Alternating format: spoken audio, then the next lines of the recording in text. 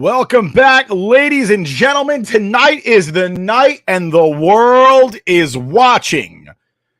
This is a Scoreboard Addicts podcast. I'm Nick. With me, as always, is TJ, who is on the way to getting hammered, and our special guest, the Rook, looking like he just walked out of bed, head full of hair. Son of a bitch with your good head of hair. Bastard. Oh, actually, I forgot. I have my Nick hat. I left my Nick hat. Some fan you are. That being said, lots of stuff going on. You know, this is a quite the contrast to the other night. The other night, there were no New York sports, none whatsoever. And it almost seems like tonight there's too many, right? Well, what do we got going on tonight, right? Yankees are playing on a Thursday, which is weird because they played on Monday. Usually, like for those of you who don't watch baseball, for me at least, baseball is the best sport because it has the most consistent schedule where I know I'm getting baseball arguably every single day, barring weather, unless it's Monday or Thursday. Because like depending on what week it is, you'll either get baseball on Monday or you'll get baseball on Thursday. But there will never, ever, unless it's raining, be a game. Will there ever be a Friday, a Saturday, or a Sunday with no baseball? That just doesn't happen.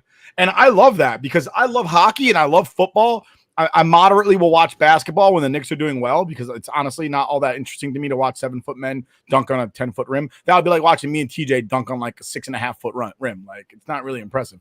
But I digress on that part. Sometimes I want to watch it and it's just like, yo, it's Tuesday. I really hope the Rangers are playing. And then I find out they're not playing and they're like, why? No fucking reason. They just got 6 days off for no reason. Just no rhyme, reason, question. Like, it's just like, nah, you guys just aren't going to play for 5 days. Don't know why. And that would never happen in like any other sport. Like every other sport, like the schedule kind of makes sense to a certain degree. Football is a little weird with their flex schedules with Thursday games and Monday games now. But for the most part, football schedule is pretty consistent. You know, barring a bye week, you're not going to get it. But baseball is great, and the Yankees are playing today. They're playing the Athletics, and I believe they're down 3-1 right now. 3-1. Yeah. Let's get into that for 10 seconds, right quick, because that's obviously not the big thing today. We have a lot going on today, but let's get into baseball right quick.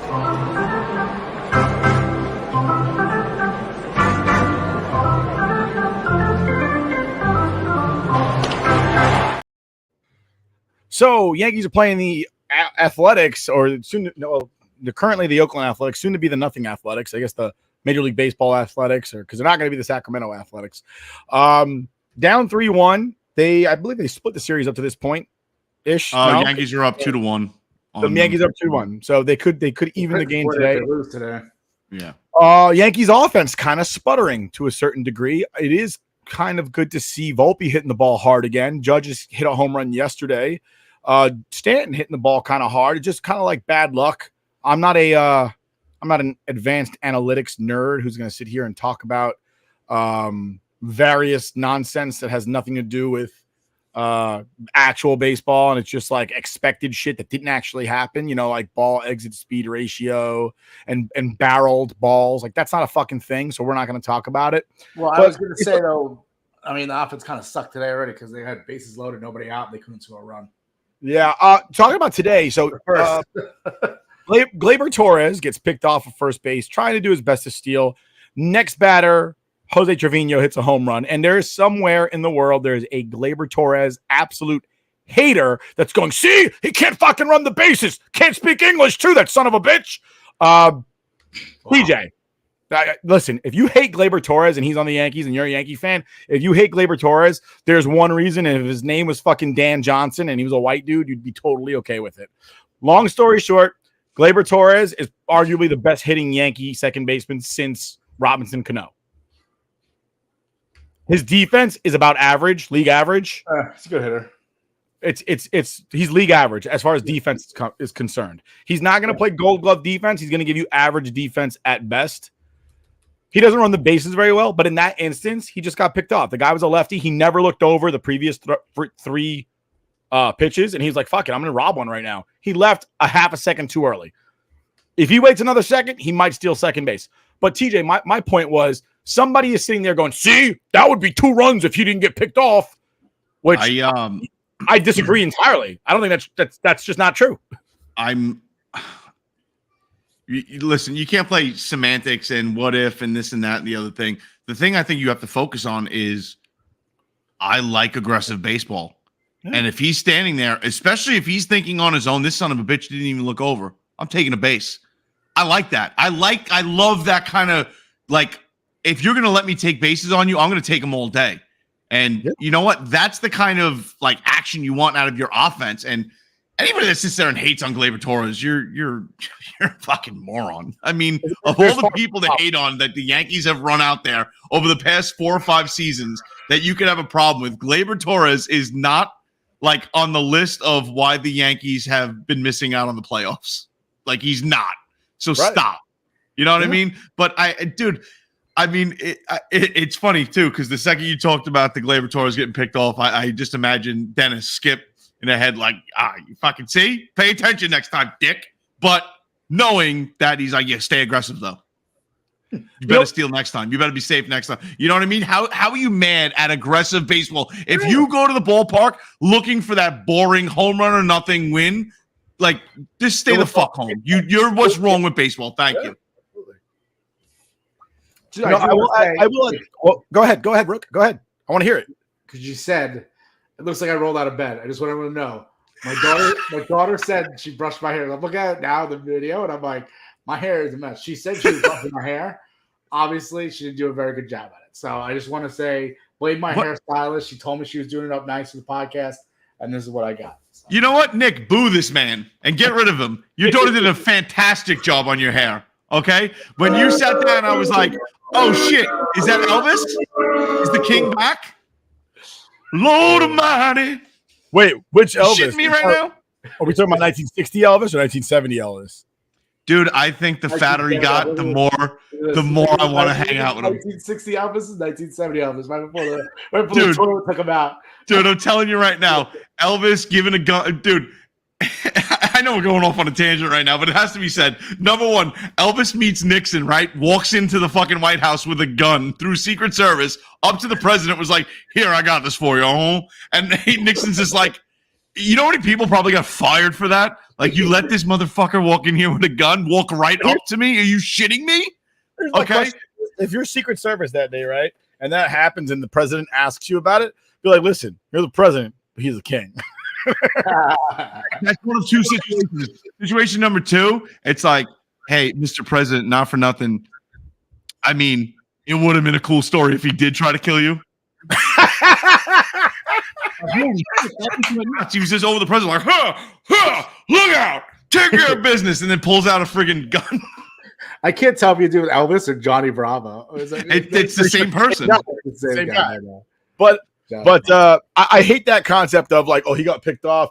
If he didn't get picked off, you'd have scored 2 runs there, because it's not true. The pitcher goes to the windup when there's nobody on first base, and he changes his delivery. He changes his pitch selection. What he throws to a batter with no one on is completely different than what he throws with no one on. Like if somebody's on base, you're throwing from the stretch, your concentration is split. There's a lot of things going on. It's not so easy to just sit there and say like, oh, well, if he was on first base, that's 2 runs. If he's on first base, Trevino easily grounds out into a double play. Well, not even that. I was going to say the pitch selection, as somebody that used to pitch, the pitch selection is totally different with a man on base versus nobody on base. Absolutely. Right? You're if there's a man on base, now you're pitching for the double play ball, right? Now you're trying to throw outside, inside, but jam him inside and get a grounder to turn 2. He might not get that pitch to take it deep. So, I mean, to sit there and be mad about aggressive baseball, it's different than like getting doubled up off a pop out that you just weren't paying attention to and you just left the bat. You know what I mean? It's getting picked off because you're being aggressive and trying to take a base to somebody that you thought wasn't paying attention to you. You leave a step early. Like, that's forgivable, especially early in the game. Who cares? Like, yeah, it's not like you got caught sleeping. Right, dude. If that's what ended the bottom of the 9th inning and you lost the game, we can have a different conversation. Speaking of bottom of the 9th inning and ending the game, there was a replay yesterday. I want to say it was yesterday. Angels versus Orioles. Angels take off to steal second base, and it looked like he was safe. Umpire called him out. Goes to replay. and there's an angle that shows that he's safe, but then you're kind of like I was at least. Listen, I'm subjective about a lot of things that happen with officiating crews, unless it's absolutely egregious. I'm not going to dive with it. Yeah. But in that instance, I'm like, from one angle he's safe, from the other angle you're not sure, and because you're not sure on the other angle, because you can't see where the glove is in the other angle, like as far as the depth to where he's like, am I touching it? Am I not? Am I like, you can't tell, for from this position, like, am I touching my chest? Right. You can't tell. So I was like, but everybody hating on everyone. It was. I never saw so many comments. And I think it's the Angel Hernandez effect, because now we're seeing Hunter Wendelstedt earlier this week throws Aaron Boone out of a game because of something a fan said. Are you kidding me? That's one thing. And I hate to cut you off, but this irritates me the most about baseball as far as like the way rules are written. Like once an umpire throws you out of the game, that's the end of the story. That's it. Like it. No. If you're, let's say the third base coach, the third base ump rather happens to be the crew chief of that and runs down the baseline, tells the home plate ump like, yo, he didn't say shit. And not only are you getting him thrown out of the game, now you're getting him fined. Like you're costing people money on your fucking mistake. And that's the thing I hate about. And that's what breeds the people like Angel Hernandez and the Joe West when they get all cocky, when they're like, dude, if you just because you're an umpire and the MLB unspoken rules say once your judgment is passed, that's the end of the story. And, unless it's corrected on replay, which most replays can't be done for things of that nature, it's just, oh, yeah, deal with it. And I can't stand that because nobody is above making mistakes, right? And that's why you're going to see replay become more and more part of the game, right? What is it? College is doing now the automatic strike zone that the coach can check on a strike 3 or whatever it is, inside the zone, outside the zone. Balls and minor leagues. If you want to challenge it, the batter can just touch the top of his head, and in about 5 seconds they'll give you an answer about whether or not it was a ball or a strike. And it's kind of like the like in tennis where they have like the automatic review through like the ball out in line. Yeah, I love that animation. I'm not gonna lie, I don't watch tennis, but anytime I see that animation, it's like, yeah, I don't watch tennis often, but when I do watch it, they do that. I'm like, that's pretty fucking sick. It's not a baseball. It's not a bad little montage, little effect that they got going. But yeah, dude, I think there's no way around it. I think you're gonna see replay enter more and more different aspects of baseball because of that incident with Wendelstedt, and I mean the fact that Angel Hernandez is apparently just going to torture us until he fucking drops dead. Also, Jim Joyce getting that bad call at first base with Galarraga's perfect game. But you know what though? Kudos I'll clap it up for Jim Joyce. 100%. He's the only umpire I've ever seen stand in front of the media and explain that he fucked the game up. Yeah, dude, and like a man tear up. Like the fact that he teared up because he understood the weight of what just happened and how shitty he felt. Like, dude, he made his game check, right? Move on, move along. It's not like he's hanging out with Galarraga. But the fact that he knows what he just took away from him and then sat there and owned it in front of the media, that's what did you say, Rook? Fresher breath air. So, yeah. Fresher breath air. Yeah. But you know what though? About that situation, now what he did was the next day he was the home plate umpire, and the Tigers sent out Galarraga with the lineup card, and that's when Jim Joyce cried to him. He was like, "I'm really sorry about yesterday." Well, no, he stood in front of the media, started crying too. No, he did that. He did that too, but I'm saying he did it to his face. To the player's face and apologize to him, which I think obviously going for the media is good as well, but then doing it to the player's face and crying. Well, that's where it's most important. I respect it because you know what he understands the weight of the situation and he appreciates the game and what that means to the game itself and what he just took away from him. He robbed Galarraga and he robbed all those fans. Yeah. He robbed all those fans from seeing like a once in a lifetime type deal, or if you're the Yankees, twice in a lifetime. But actually, I've seen 3 perfect games from the Yankees. Now that I think about it, wow, spoiled. And the Mets haven't even thrown one. That's weird. But the real crazy thing is, right? Baseball's been coming under heat because they're waiting like a week to change decisions on official scoring. Right? We saw an error get changed into a hit, or vice versa. I forget. I want to say it was an error got turned into a hit. Why not go back and make Galarragas? I know it was the last out. It's not like it changes anything. The next batter got out. Who cares? If they can take away 3 hits from Stan Ross and they can take away an error or a hit or whatever it is, then why can't they take away that hit that wasn't a hit? He was out. They took those 3 hits away from Stan Ross because they didn't like him. The media and baseball didn't like him, and they took it away, just like they would have done, just like they did to Jeff Kent. Stan Ross and Jeff Kent are the same boat. All right, that's a big show. Jeff Kent is the greatest offensive second baseman ever, and he's not in the Hall of Fame, which is bullshit. That's. I mean, that's arguable. What, did Pete Rose play second base too? Yeah, I feel like Pete Rose played 30 different positions. What did he say? I said, didn't Pete Rose play second base? I know he played third base, and I know he played right field. I feel like he played second base too. I mean, if you're talking about Pete Rose, you're not really saying he's like. I'm talking about primarily the entire career being second base. Oh, okay, I'll buy that. I'll buy that. I mean, somewhere between him, Robbie Alomar, Cano. Yeah, Jeff Kent. If you look at the numbers, I think he is the best offensive. I mean, it's arguable. It depends on what you're looking for, man. His WAR is like. I think I'm kidding. I don't even know what his WAR is.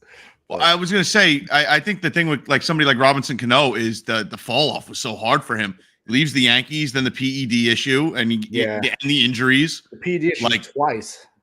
Yeah, that's right. And then you have that he's at no man's land now. He's playing in Mexico. It's not true. He's playing in Mexico with Trevor Bauer. He's 9 strikeouts a game. That's a no man's land. In the fucking Mexican league. They're not even in Japan. At least play in Japan. Good for Trevor. Tell me if there's not a camera crew just like making a Kenny Powers type docuseries on Trevor Bauer right now, you're just wasting your time. Like that's just millions and millions of dollars you should be cashing in on. He's just in Tijuana just doing tequila shots. Yeah, absolutely. But wow. Anything on anything on the Mets?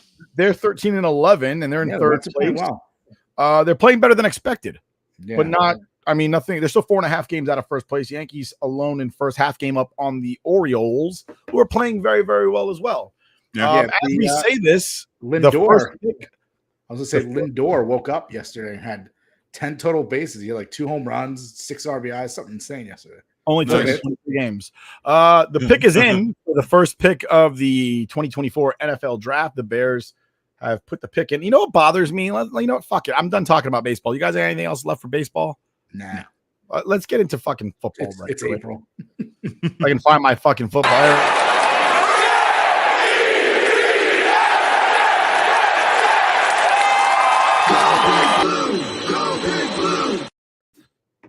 So the pick is in, and this is what really bothers me, right? You're the number 1 pick in the NFL draft, or you have the number 1 pick in the NFL draft. You've done all the research you can. You watched the movie Draft Day 3 times. I know what you're gonna say. Just to fucking get some motivation to do some Sonny Weaver Jr. type shit. Okay, you're on the clock. They give you, I don't fucking know what, 8 minutes, 10 minutes to make a pick. What the fuck took you so long? It's dramatics. It's TV. It's not the team. They probably already know the Jags. They showed it when the Jags drafted Trevor Lawrence. They showed like a documentary. 7.5 minutes, and they like knew immediately. Like they were like when it was their turn, they sent it in. And then like Urban Meyer's on the phone with Trevor Lawrence is like they're not announcing it yet because they're just taking their time. But we already picked you. Like it's done. So for 8.5 minutes or whatever it was, the Bears sat there and didn't select Caleb Williams, who's probably going to be a bust in the NFL. I'll be honest with you. I can't remember the last good quarterback to come out of USC. Carson Palmer, I guess. Because I don't believe in that West Coast defense. So like when you're a West Coast player and you're dominating West Coast defenses, I'm like, oh, great. Played against the deaf and the blind. Great job. Hey, Matt Barkley's still in the league.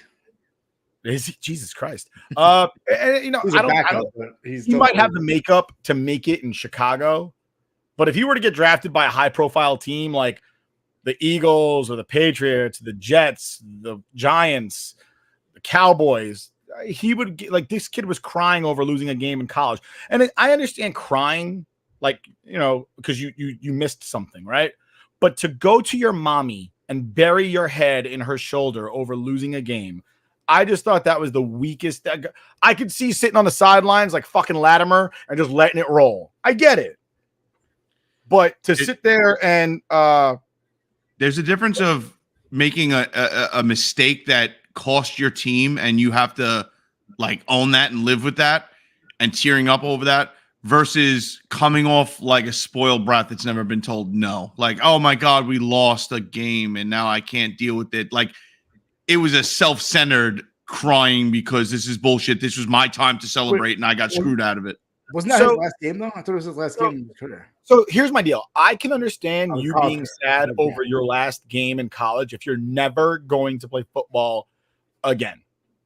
It wasn't his last. I don't believe it was his last game. It was his last game against Oregon or something like that. Whoever they played that day. It was his last game against Oregon. He's moving on to bigger and better things. And again, I understand crying. Let a show of emotion because you care. I get it. Crying in your mommy's arms is where I draw the line. Like, if you want to sit on the sidelines and put a towel on your head and let it go, I get it.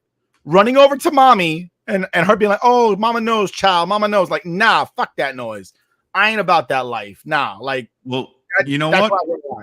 Speaking about others' mommies, everybody in Denver better watch the fuck out. Just saying.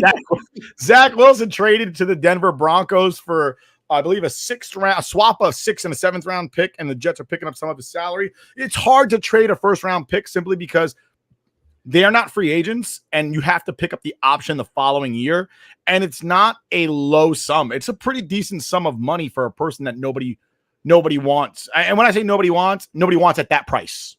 Right. That's what I mean. So if he was making $10 million, somebody wanted him for $2 million, but not for fucking 10. Right. So that trade becomes difficult. I knowing the Jets, he probably plays for fucking Sean Payton and is the greatest quarterback in the history of mankind, wins them 3 Super Bowls while the Jets are mired in Aaron Rodgers doing nothing. I'd like to see him successful. I'm not sitting here going to try to be like the asshole Jeff fan, like, oh, we're going to get screwed now. Watch, he's going to kick our ass every time we play him, and he's going to go on to be an MVP. And you know what? I just wish success upon him because I honestly think he got screwed here. I think our coaching staff is like abysmal. I mean, mediocre at best because the shit that they do and the aura, right? The kind of franchise curse maybe of the Jets is that we draft quarterbacks and then bury them. Like, I mean, fucking bury them, dude. I mean, the fans do it. I put it. It's not just the fans. It's the media, right? The media has that tight access to dude. Like, listen, I love Joe Beningo. I was sad when he retired, and like, you know, he does his semi on and off stuff with WFAN. But I found him entertaining, and he's like us. He's a pessimistic Jets fan that just wants to see, you know, their team not go out there and embarrass the fan base, right? But the fact that he's sitting there talking about how he's having conversations with Saleh, saying you got to put Zach Wilson back in there, and him texting him back like, "What are you fucking nuts?" Like, that's a little too inside information. Number one, and number two, going forward from there. Now I'm looking at Robert Saleh like, dude, you really gave up on. I'll be honest with you, I don't believe that at all. I don't. I believe it 100%.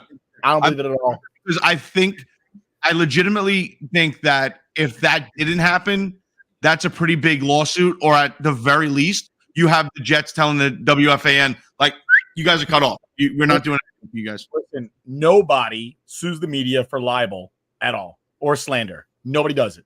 But when you're saying a conversation happened that never took place, that's the different story. Prove that it didn't take place. Yeah, you have to prove malice, too, in order to. And you got to prove that I'm trying to hurt you. Not that I'm trying to fucking make your personal life more difficult, that I'm physically trying to cost you something. But when you're saying that you had a text message conversation with the coach, both parties, whoever said, if one says that never happened, the other one can be like, really? Did he ever take a picture of the No, but what I'm saying is nobody ever refuted it either. No, but it wasn't refuted. We spoke about this. We spoke about this every time like somebody talks about bad about a coach or a celebrity. Libel and slander is very different when it comes to public individuals. Those are public people.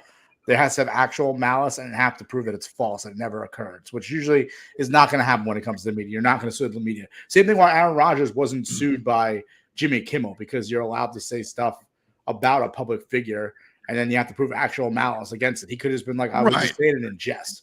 So you like, right. I don't like him, so I was just trying to get under his skin. Right. I understand that. But what I'm saying is, in that situation, because that created a little bit of a stir, in that situation, if Robert Saleh never had that conversation with Joe Beningo, I believe that the Jets would have released a statement like, the coach didn't talk to anybody in New York media, and like you're creating problems where there are none. A simple statement. I disagree, and the reason I disagree with that is because the New York media makes up shit all the time. We saw snuff pieces from Diana Rossini and Zach Rosenblatt just making shit up that never took place, right? People coming around, oh, yes, a lot of players are saying there's problems in New York. And then other players like, what the fuck are you talking about? We all get along. We're having a great time. We go to fucking hockey games together and fucking basketball games together and baseball games together. Yeah, we really hate each other and the coaching staff. That's how it works. Yeah, and stirring up drama is a little different than stating a conversation that happened when it's complete. Dude, it's exactly what was going on. They did not want to go back to Zach Wilson. They didn't want to go back to him. And ultimately, what happened? If you cut off those media, they just sit there and write kill pieces all day long. I know. It doesn't help the situation at all. Oh, they're vengeful and nasty and spiteful, and 100%. I agree with you. I'm just saying that the pieces lined up. In no way, shape, or form do I think that didn't happen, because they were hesitant to go back to Zach Wilson. They were. They didn't want to do it, dude. They gave up on him way too fast. And to sit there and say, oh, we're giving up on this kid that we never even properly fucking trained or broke in. We're giving up on a kid that literally was supposed to sit behind Aaron Rodgers and learn for a year, and we didn't give him that opportunity. We literally said, oh, shit, well, he's done. Now you're our guy. Get us to the playoffs. And he's sitting there like, oh, really? Because I was the one getting prepared to be the starting quarterback all year? Like, it's a shitty situation. Listen, it's life. It's his job. He had to step up. Some people jump at the opportunity. But I think what we are seeing now throughout sports is there's a growing period. Just because you were phenomenal at 18, 19, 20 years old, you come out of college, that doesn't mean you're not grown up yet. You're not mature enough to handle that situation in most cases, right? And again, last year was a great year for Capo. Capo breaks out, and at the age of 20, 21 last year, was he? 21. And then this year, Lafreniere at the age of 21 finally steps into the shoes and fills the role that we thought he could be. You know what I mean? It takes a little time to develop, but when you're thrown there and say to the New York frenzy of the media and the fans saying it's win now or nothing, and this kid, dude, he came from Brigham Young University, it's a little different, just a smidge. I agree with you, and most people will sit there and have no pity whatsoever because they don't care; they just want results, and I understand that. I don't think it was an inability to perform or understand the game or whatever it was. I honestly think it was the coaches locking him in a box that he shouldn't have been in. The don't fuck up box, when he's more of a Brett Favre type where he's just going to fucking sling it and see what you do. And on top of that, his offensive line was fucking abysmal. Literally had the worst left tackle in the NFL. The offense, and people sit there and go, well, Mekhi Becton was really raw. He was very raw. And whose job is it to take that raw material and make it into something worth something? The fucking coaching staff. And the Jets have had the worst offensive line for the last 2 or 3 years, bar none. And the same guy is still employed. Yeah. Actually, I take it back. They got a new guy last year, and he was told by the previous team's offensive line that they hated him. I just don't get the logic behind hiring these people that do not have good reputations. I don't understand it. But it's the draft today. We're moving on from the old and we're trying to roll into the new. Rook, Jaden Daniels was just drafted. Just drafted to the Washington Commanders. Rook, tell me how do you feel on draft day? It's a big day. It should be a new feeling for all the fans and whatnot. How do you feel? I'm not a big draft guy. I think the mock drafts, it's like annoying. People have been posting their mock drafts all like the last month and a half. It just gets overdrawn and overstated. I don't know. I guess it's just a little annoying to me. I don't really care. Just see where the chips fall, see where they draft. I have no control over it. I think we talked about this before. We don't have control over it as fans. So what is it? I mean, do I want the Giants to draft the quarterback? Absolutely not. I know Daniel Jones isn't the answer, but we're paying him $40 million. We're going to draft another quarterback and probably destroy him too. So I'd rather go for a wide receiver. I mean, the problems the Giants are saying is, we haven't had any weapons to help out our quarterbacks, but let's just draft another quarterback as opposed to going after a top wide receiver. I mean, if Marvin Harrison Jr. is there, I'd love to have him there. They're talking about a lot of neighbors going there, or the Giants moving back, trying to get some draft capital, trade back and move back. To get Rome Odunze, yeah. Odunze, yeah. So I mean, I don't know. I no control over it. I know the Giants are probably gonna make a mistake. I know Joe Shane wants to make a big splash. This being his third draft actually. Now third draft now. So I don't know. I don't know. I'm just like whatever the chips fall. All I will say is if they draft Drake May, he's a perfect combination of Eli and Daniel Jones because he sounds just like Eli Manning when he talks. And then he's from an ACC school that's known better for basketball as opposed to football. So it's a little mix of Daniel Jones and Eli Manning. I'm an ACC guy, and if I'm picking a quarterback from the ACC, I'm taking Jordan Travis in the 4th. He's actually worth that pick. Yeah.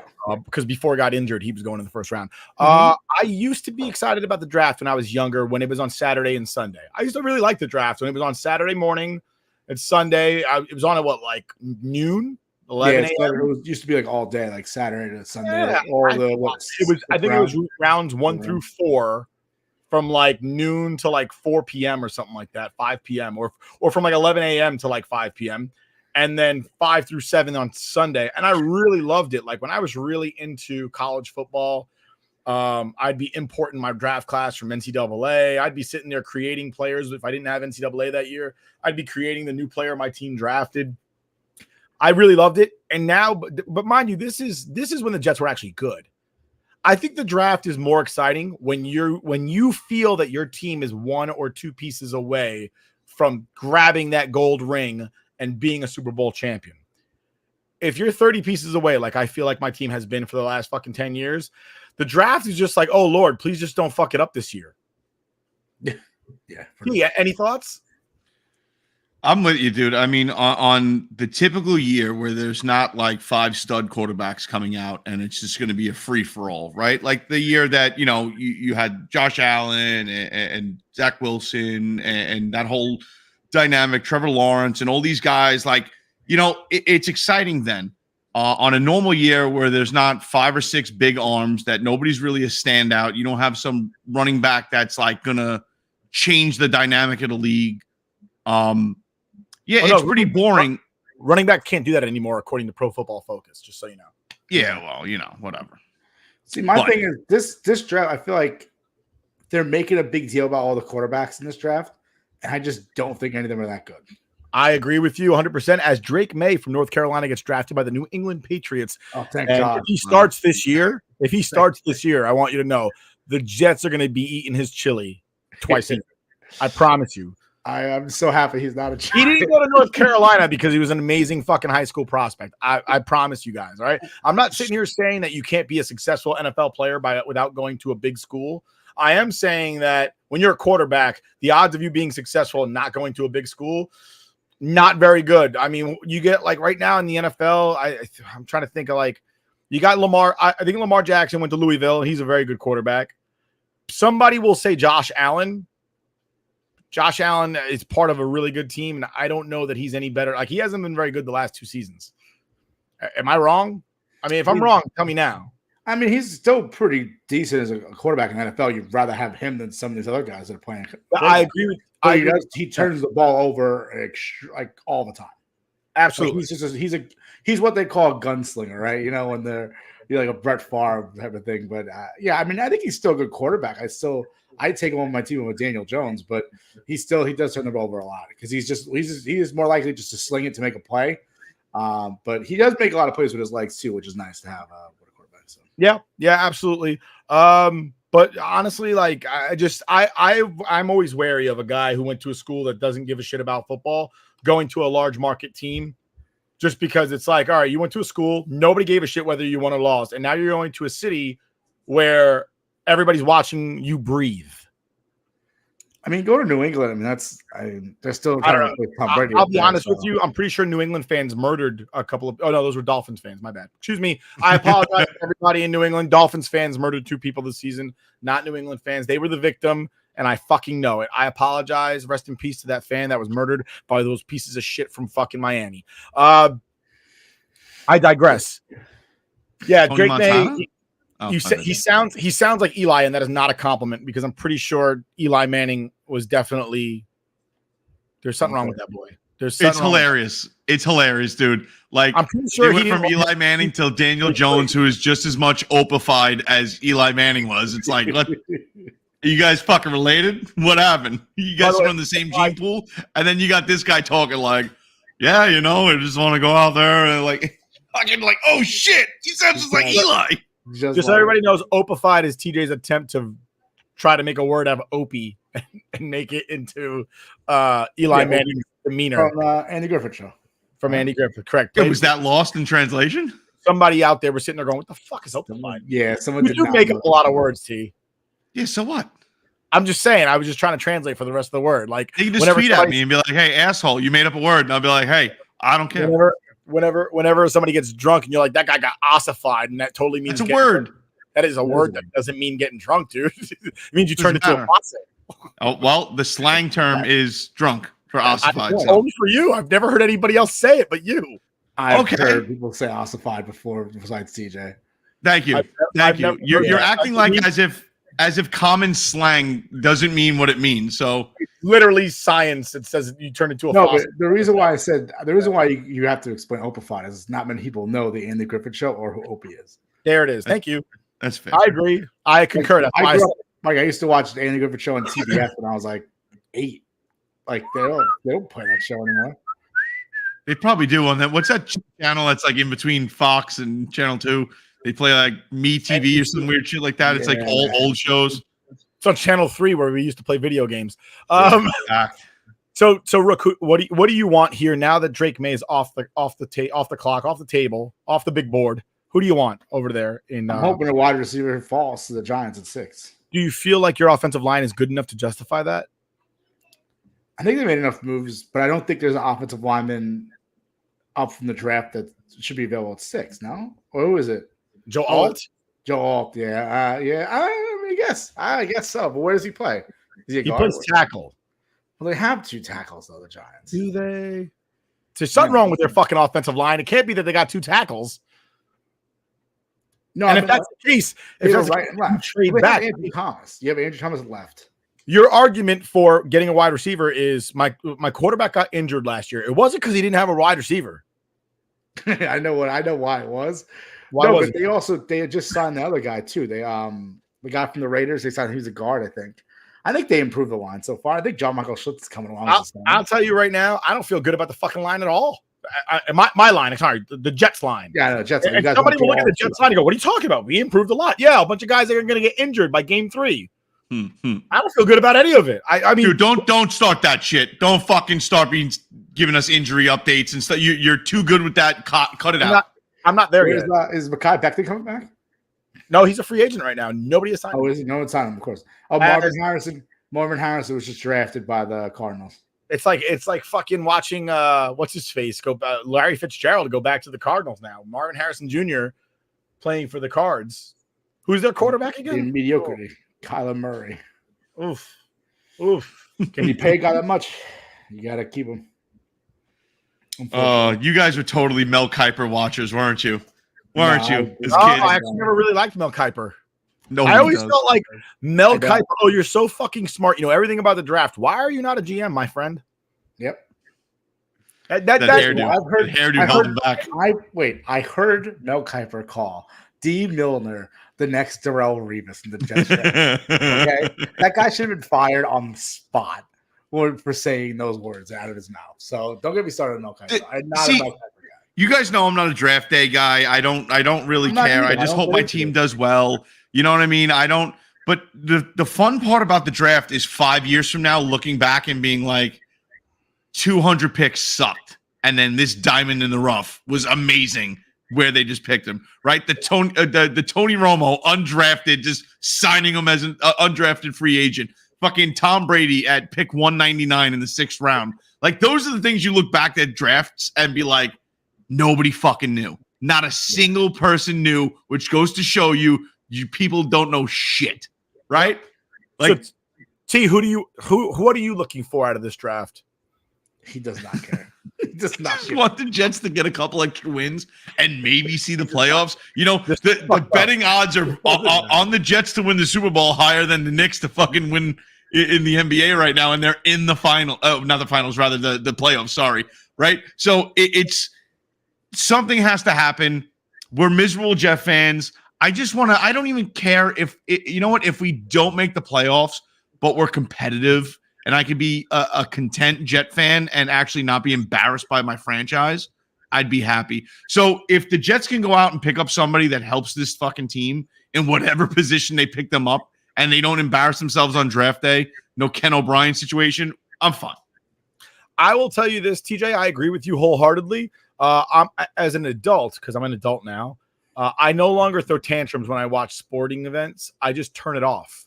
So like if I start seeing things I don't like, I'm just like, click, fuck this shit. I'm not going to sit here and get mad over it, fucking throw a fit. I'm not going to do it. I did that when I was younger.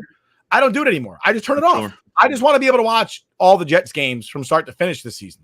That's all I want. I was going to say, all I could say is I do yell at TV when Tom Wilson does something scumbagish. So I yell at the TV the entire length of the Ranger game. Dude, like to the point where it's like an Audi commercial come on and be like, yeah, $4,000 down and $699 a month. Fuck you.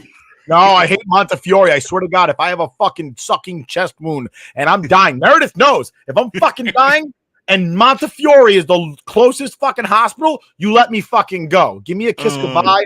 I don't want to fuck. Every time I watch a Yankee game or a fucking Ranger game, I got to see 8,000 commercials about fucking Montefiore. Like 2 years ago, they made like a movie where it was called like Corazon or something like that, where the girl was on the phone like, I don't want to die. Like, I don't fucking care. I don't care. Oh, I wanted to say one more thing with the Giants. JJ McCarthy was on Rich Eisen today, and he pretty much said that he was going to the Giants. They were like, do you have any idea where you're going? He's like, yeah, I think I'm pretty much going to the New York Giants. Like, he was like dead center. He's like, I love Coach Dable. We have the same system. I think I'll fit right in. He's like, Joe Shane. Like, I'm like, God damn it, they're picking fucking JJ McCarthy. I mean, it could just be that he wants to get drafted within the top 10 because he doesn't want to get done like fucking Bo, the fuck's his name?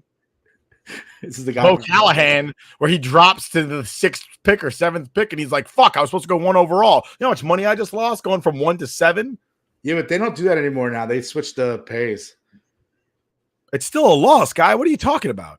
It still is, but it's not like as much as it used to be. Like Sam Bradford. The pay is locked in. Back in the day, the 2nd pick overall could get paid more money than the 1st pick overall. I see what you mean. Right, By today's standard, all the picks are locked into a payroll. So if you're the number 1 pick overall, you make more money than the number 7 pick. So if you go from 1 to 7, you just lost $5 million.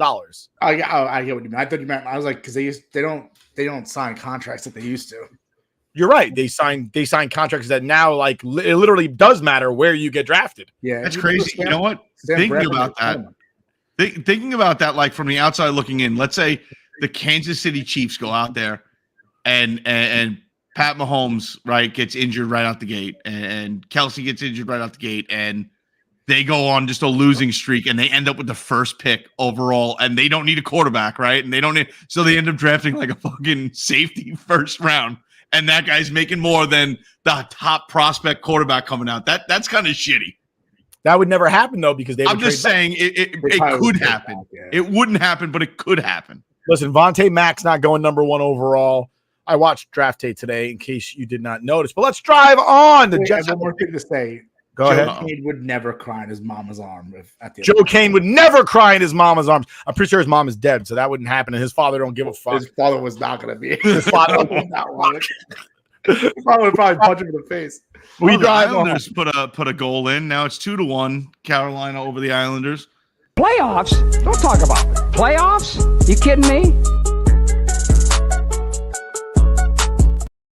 By the way, I love the Lady Liberty. I really do. It's one of my favorite things. Aaron Judge actually had Lady Liberty on his fucking little oven mitt that he uses around the base paths. Nice. But let's recap hockey. Ladies and gentlemen, if you don't watch us after Rangers games, come on for our post-game recap. It's going to be, if the game ends at 9:30, our show's at 10, because we're watching the New York Rangers post-game with Henrik Lundqvist, because he's so dreamy. And we're watching that too. I can't keep my eyes off it. I wish I was as handsome as Henrik Lundqvist. I just want his hair. Fuck yes. Right? I would just love to be like his hair and his eyes. I just want. You take my eyes. I just want the hair. As a man who's losing his hair little by little. Give me the paycheck. I'll take the paycheck. Henrik Lundqvist looks like he could be brothers with young Shawn Michaels and young Kevin Costner. Yeah, it's really weird. It seems like Rook had something to say to his kids. But Rangers obviously up 2-0. Oh yeah, and we feeling great about it. We're feeling great about it. Yeah, you know what? Beyond feeling great about the fact that they're up 2-0, right? It's the fact that, like we said after Game 2, they're in complete control right now. Game 1 and Game 2, they're driving the ship. They're in charge. They're running it how they want to. They're not getting baited into the dirtiness. Not as much. They're answering back, right, as they're getting kind of fucked with a little bit. But nobody's taking liberties out there. The Rangers are responding in the proper way.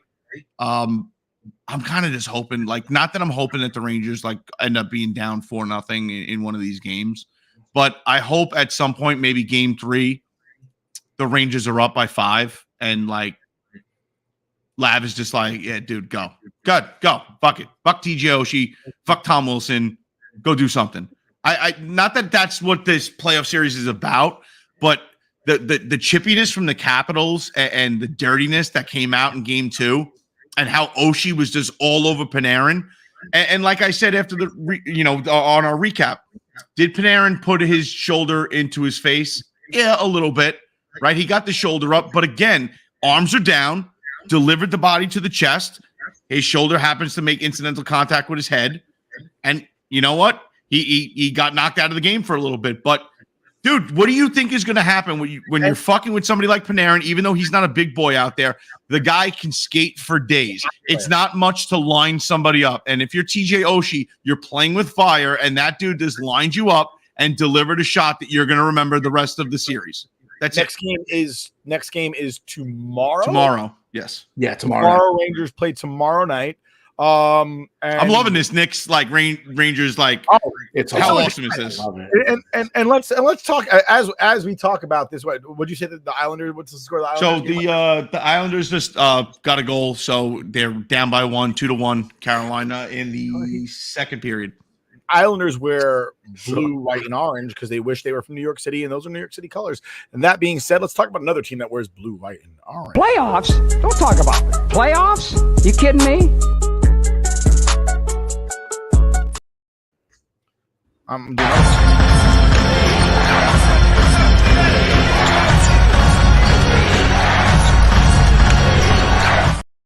Got any more in the can? Any more promos?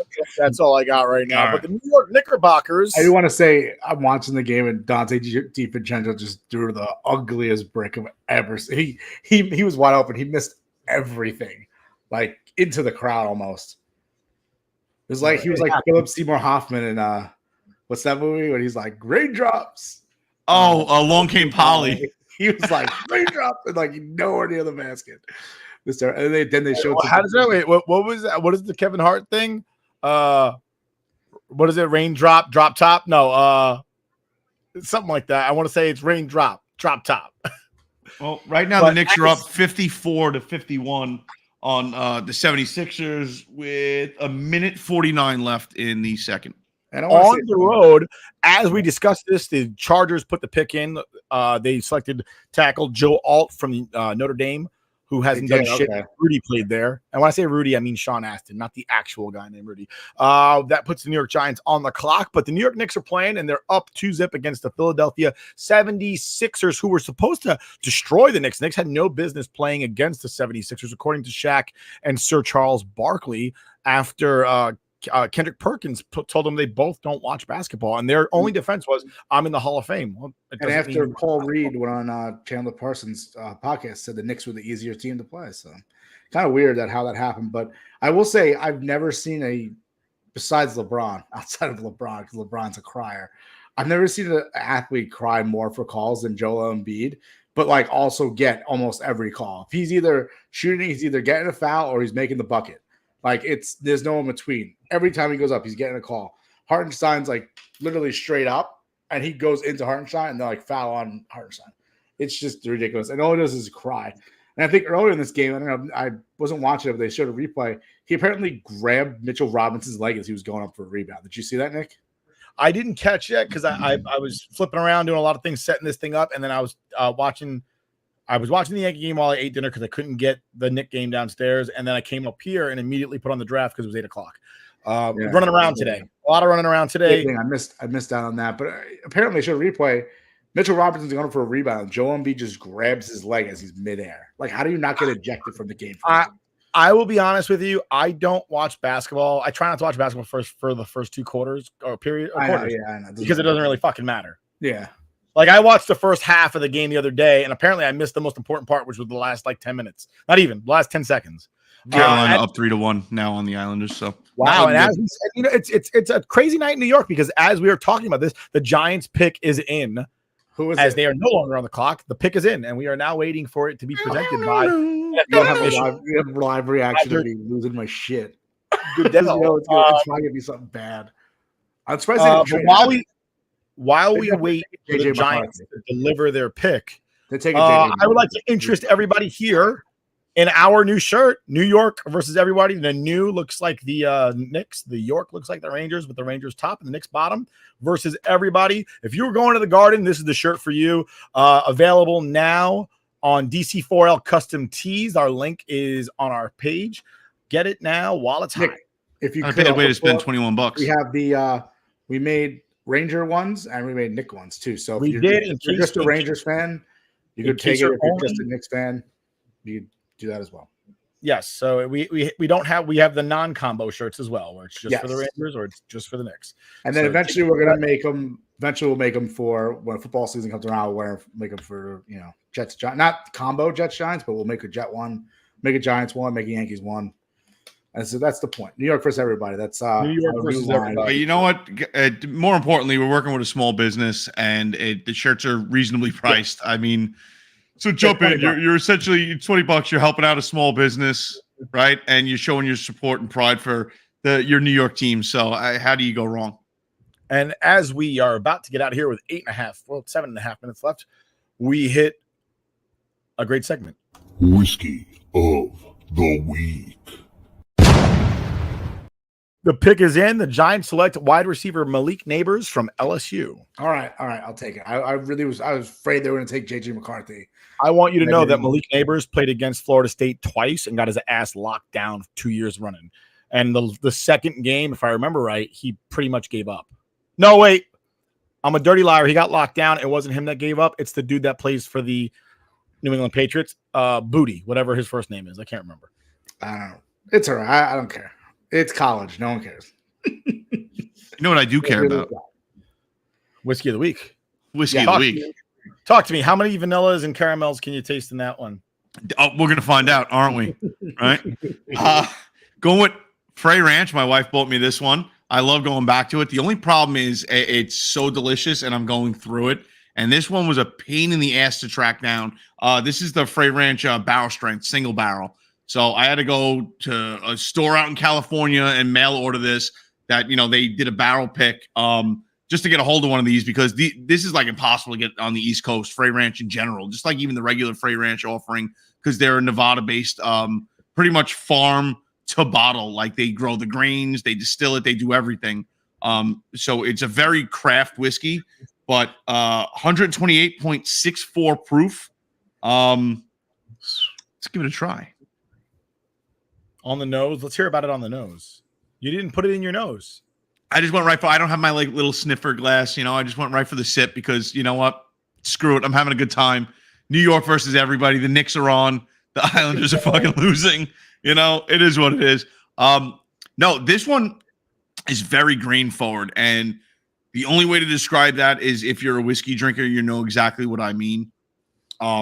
You get like a very particular note to it that just reminds you of that like barnyard type of you get the grains right away. I can't even explain it. You know it if you know it. If not, you'll taste something and be like, what is that? I can't recognize it. And no, it's not vanilla or caramel, but it is very sweet. Not a lot of burn, but it's definitely got a very bold flavor to it. That graininess definitely comes through on the palate. But still very sweet and very, very smoothly drinking for 128.64 proof. This might be one of my top, highest proof whiskeys that I drink. I didn't even realize it was that high. But yeah, very smooth, very delicious. Worth it if you can find a bottle. How can you beat farm to bottle? You know, a company that grows the grain, distills it, puts it in the bottle for you to taste. Like, it's just fantastic. So I'm quite enjoying it. Just want to say, I was talking to Dave from Third Period Bourbon, and he's also excited that they selected Neighbors as opposed to JJ McCarthy. I mean, I agree. He just said, he's like, JJ McCarthy shows no problems with the Giants. Whereas Blake Neighbors, like Joe Alt's not there, so they couldn't get an offensive lineman. So you got to go wide receiver at that point. Or you trade back. You also have Palatau Oshani out there too. But again, if you feel good about your left tackles and right tackles, there's no need to do it. You could have traded back and picked up a center or a guard somewhere else. But hey, you do you, boo. Hey, you second guess me all you want. I'll let you know right now. It's not football season, so I have no feelings about football. Neither do I right now. It's just I was just happy they didn't go to quarter. That's all I cared about. No, I'm saying is I have no feeling about football injuries right now. Oh, okay. Again with this, I didn't get a chance to grab one, and I just figured Double is good though. Double oak is so good. I'm almost done with it. I gotta buy. Nick, you might have to get me another one of these bad boys. Yeah, we'll talk. He's right from the bottle. What a degenerate. He's just so happy that he didn't go with what's his face, JJ McCarthy on the Giants. See, now, would you be happy, though, if, let's say, in like the 4th or 5th round, the Giants did go for a quarterback? Yeah, I'd be fine with that. I just didn't want the first round pick. Yeah. The thing is, they already have a weird quarterback room. They have Drew Lock, Tommy DeVito, and obviously Daniel Jones. So I don't know if they're probably. Do you? I don't want to eat up too much time. We only have a little bit of time left. But do you think the Tommy DeVito experiment is over, or would you not be surprised if they went right back to him if Daniel Jones struggles within the first 3 games? No, he's gone because they picked up Drew Lock. Now that he's gone, I think he's just an emergency quarterback. Okay. Obviously, he did a good job, but is he an NFL starting quarterback? No, we all knew that. Right. Listen, it was a feel-good story. I rooted for it. You know what I mean? It's a great story for New York kid, right, or Jersey kid, whatever. Jersey kid. It's a great story, but in no way, shape, or form was he like. Nobody was sitting there like, yeah, this is our future. No, I mean, I've jokingly said it, but. No, maybe a couple like Goomba Italians, like we can do this all day, every Sunday. What are you talking about? That kid knows football. Oh my God, he doesn't. There's nothing wrong with that, but nobody wanted that. I'm telling you, this kid knows football. All that being said, in a certain situation, I'm not drinking whiskey today. Actually, I'm actually drinking cognac. A friend of mine, Mike Pomacala, got me this Remy Martin 1738. Which is a fine champagne cognac. I don't know if that's Champagne, the town, or if it's Champagne, the liquor. They put it in champagne. I believe it's the barrels. I have no idea. I think it's the town. I believe it's pronounced champagne. I'm sorry. I'm American. I don't fucking speak surrender. This is the only French thing you'll see me and taste. It's pronounced Remy Martin. It comes with a white flag, though. I heard. Martin, guy. It's Remy Martin. I'm just messing. Just like Martin Brodeur, another douchebag. There's actually really good. It has a lot of different flavors. It has flavors that are similar to whiskeys, but a lot more fruity. And I think that's a key thing of cognac is they put a lot of nuts and a lot of fruit in it. Figs, to be more precise, they put a lot of fig in it. But the bottle says it's in oak barrels, so maybe that's why it has that whiskey type of flavor because of the oak cask that they're using. But it's actually really good. I appreciate my friend Mike getting this for me, a sweetheart of a man that he is. It was thoughtful, and I'm really enjoying it. It doesn't burn. It doesn't give you that, what is it called, the Irish hug? Kentucky hug. Irish, Kentucky. Goodbye. Drunk. Irish goodbye, Kentucky hug. I just want to say the Knicks are up at the half. They played a pretty complete first half, which we haven't seen in the first 2 games. So let's go Knicks. The question is, before we leave, did your friend mean that as an insult by getting you a French liquor that's very fruity and fills your mouth with nuts? That's all the time we have tonight.